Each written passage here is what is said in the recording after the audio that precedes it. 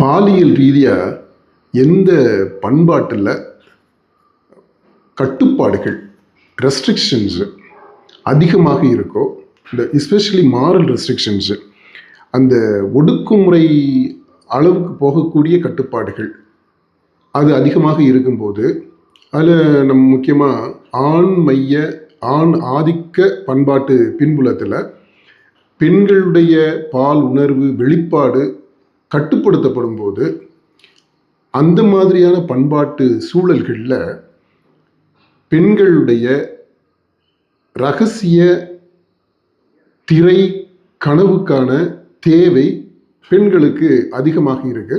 இந்த திரைக்கனவினுடைய தாக்கம் இந்த மாதிரி ஒடுக்கப்படுகின்ற சூழலுக்கு ஆளாகி இருக்கக்கூடிய பெண்கள் இருக்கிறாங்க இல்லையா, அந்த பெண்கள் மத்தியில் அத்தகைய பண்பாட்டில் பெண்கள் மிக எளிதாக இந்த திரைக்கனவுக்கு திரைக்கனவுக்கு அடிமையாகிறாங்க அப்படின்னு கூட நம்ம சொல்லலாம்.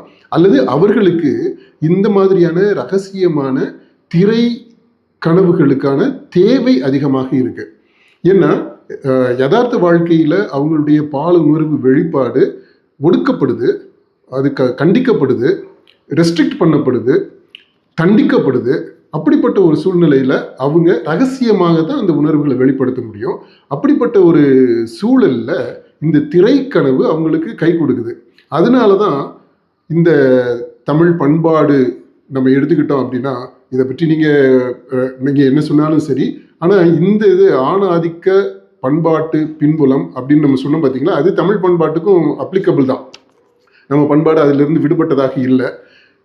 இது தொடர்பாக நீங்கள் ஜெயகாந்தனுடைய சினிமாவுக்கு போன சித்தாளு அந்த நாவலை நீங்கள் சின்ன நாவல் தான், அதை நீங்கள் வாசித்திருப்பீங்கன்னு நினைக்கிறேன். இந்த இதில் சோஷியல் மீடியாவில் ரொம்ப ஆக்டிவாக இருக்கிறவங்கலாம் அந்த மாதிரியான அறிவுபூர்வமான விஷயங்கள்லாம் தேடி போய் பார்க்குறது இல்லை. இருந்தாலும் உங்களுக்கு இப்போ ஒரு வாய்ப்பு, சினிமாவுக்கு போன சித்தாளு அப்படின்ற ஜெயகாந்தனுடைய அந்த ஒரு குறு நாவல், அதை நீங்கள் வாசித்தா நான் இப்போ என்ன சொல்ல வர்றேன் அப்படின்றத நீங்கள் புரிஞ்சுக்க முடியும்.